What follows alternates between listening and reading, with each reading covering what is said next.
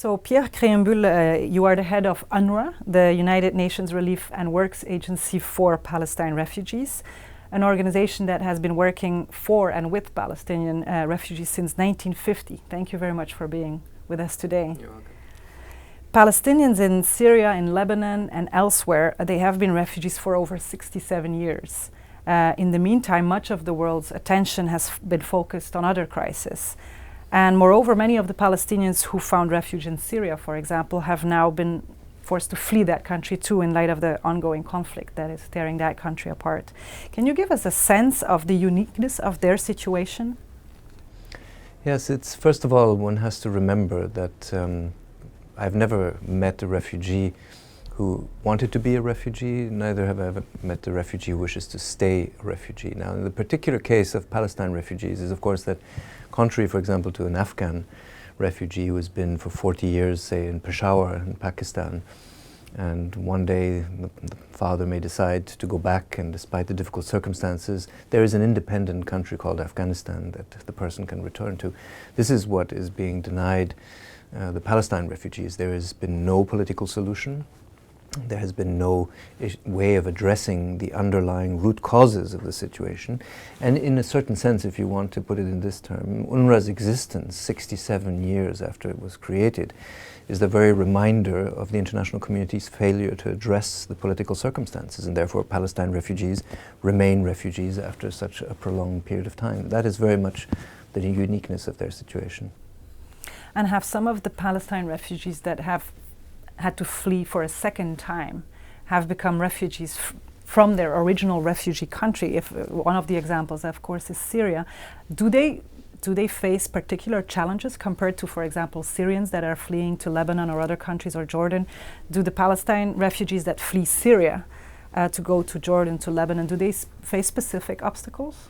So there were 560,000 Palestine refugees in Syria before the war broke out. It's a country where they were generally welcome, they had access to employment, therefore they were self-sufficient and would actually not turn to UNRWA very much for the wide variety of services. They sent their children to schools because they thought we provided a good quality education, but otherwise they did cover their needs to a large extent themselves. And now what you face when I go to Syria, I face another generation of Palestine refugees who have experienced the trauma of displacement, dispossession and loss. And where they were previously self-sufficient, now they rely on UNRWA, 95% for all of the services. Now those are the ones who are displaced. 65% of Palestine refugees still in Syria are displaced. And then you mentioned 120,000 of the original 560,000 are believed to have now fled the country entirely. Half of them are in Jordan and Lebanon in particular, and I have met Palestine refugees from Syria all the way in Sao Paulo, for instance, in migration centers. And we know that some have reached Asia, many Europe. And so, of course, for them, it is a reminder, and in particular for a younger generation, I think they today understand in their hearts what it meant for their parents and grandparents to have been forced from their homes, forced to flee their possessions, abandon everything in 1948 and in 1967. So it's a trauma that sits very, very deep in the community. Yeah. You said also you meet with Palestine refugees regularly. What is your view or UNRWA's view of the outcome of this week's high-level refugee and migration summits, and how can these make a real difference for people on the ground? Well, this is the important point. They have to make a difference for people on the ground. And speaking from the perspective of Palestine refugees, you can think of all the declarations and resolutions and statements that have been made since the original displacement of 1948, and you could forgive Palestine refugees for thinking, here is another event and what will it mean for us? Actually, in a recent meeting between the Secretary General and some of UNRWA's school parliamentarians in Gaza in June this year, there was a series of our students said to the Secretary General, we learn about human rights in UNRWA schools, we feel strongly about them, but why don't they apply to us?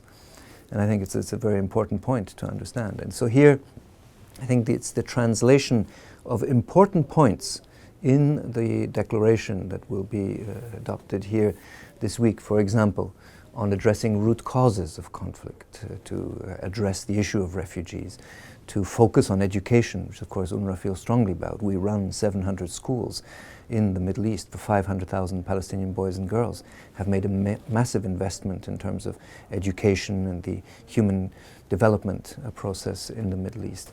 And then of course is the issue of financing, which is maybe more specific to UNRWA in the sense rather than Palestinian refugees, but they are very worried about the continuity of services, in particular education. And so there are important issues that are being discussed here this week. How they translate in the field will be the measure and the test. And do you believe that there are some things that will have an impact on the ground? I do. Well, I think first of all, for us, you know, I'm struck always by the fact that wherever I travel today, and you alluded to it earlier, I'm confronted very often with the question, why should the world actually still care about Palestinian refugees when there are so many other issues that have to be addressed? Well, the reason why the world has to care is that the situation of Palestinian refugees has never been more critical than since 1948, because you have the cumulative effects of ongoing occupation, blockade for, of course, in Gaza, but also the conflict in Syria and a general sense of dispossession. And when I met recently with school parliamentarians, these are students of UNRWA classes from Syria, Lebanon, Jordan, the West Bank and Gaza, they had said something very powerful. They said, you know, we are connected by our experience of being refugees. We are all here in this room. But we also do not want to be seen only as victims of the injustice that we are, but we want to be seen and valued for the skills, the capacities, the motivation, and the contributions that we want to make. In other words, I think the world has to remember Palestinian refugees are citizens of this world, and they want to make their contribution, and they want to make their voices heard. One of the key challenges also in today's humanitarian crisis is their protracted nature. And of course, the Palestinian crisis is the longest refugee crisis that we know. But in the humanitarian community, this has led a lot to discussions on how humanitarian and development actors can work better together to provide a sustainable answer to people's needs. After 76 years of operations, how do you see UNRWA's role for the future, and what are maybe some of the key elements that you can contribute to that debate on how humanitarian development can work better to meet the needs of people? Well, you're right. First of all, we have to remember that Palestinian refugees represent 44% of the world's protracted refugees, which is a staggering, of course, percentage. Now, the thing that I learned most about when I joined UNRWA 2.5 years ago was actually this combination that you refer to, the focus on the sort of more classic humanitarian emergency relief that one comes to expect in conflict zones, with the investment in people, through education in particular. This was for me an absolutely fascinating discovery, because what it means is that you approach a person, in particular young people, not just from the perspective of you are a victim and here is my help and my aid, but you look at the person as an actor of his or her own destiny, with the potential to shape their own lives and the lives of their communities in a different way. And it's remarkable to see. And UNRWA, of course, also employs 30,000 Palestinians. 22,000 of them are school principals, teachers, education specialists, all invested in a quasi-state-like service delivery. And so this is something that I think the world can benefit from in terms of learning. And we have attended the World Humanitarian Summit, but also, of course, these conferences this week here in New York, from the perspective that we think that UNRWA has, through its remarkable experience over all these years, something to share also in return. We have benefited from a lot of support, whether it's donor or host countries that have been supporting UNRWA. The other way around, we want to make some of that experience available to the world. And I think that combination, looking at the person, addressing needs, but also investing in their future is really a key element in refugee crisis. Yeah, and also brings an element of hope. And maybe then the final element of hope, because this week we're also celebrating International Peace Day. And of course, UNRWA is a humanitarian actor and in many senses a development actor as well.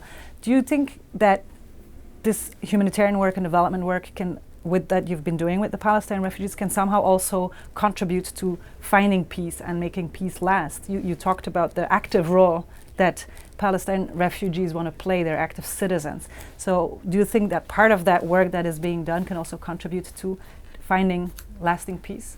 Well, certainly it is an investment in the type of human capital that is needed to sustain peace. Mm-hmm. So you know how many countries have been recognized in the world over the past decades, but where the challenge is, once the country has been recognized, to have the human capital to sustain the state. Well, Palestinians probably look at it the other way around. They have the human capital to sustain a state that they do not have.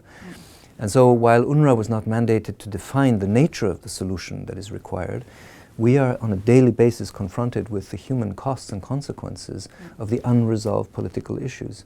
And so it is very much, of course, for UNRWA, in addition to the work that we do in humanitarian and development terms, to advocate for the need to find that solution. And I have to tell you, when you speak about hope, it's really important, because right now, many young Palestinian refugees don't see the political horizon there. Most young Palestinian boys and girls, for example, in the West Bank or in Gaza, were born after the Oslo Peace Agreement. So they have heard and they have been told that if you engage on a moderate path, justice will be served, and actually it hasn't been served.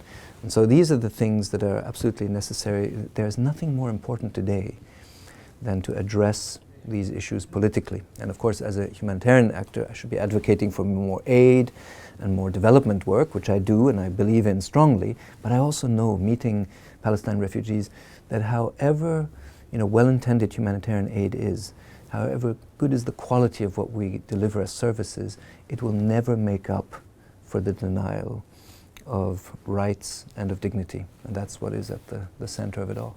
Well, thank you very much, Pierre, for being with us today. You're welcome. And have a good high-level week. Thank you.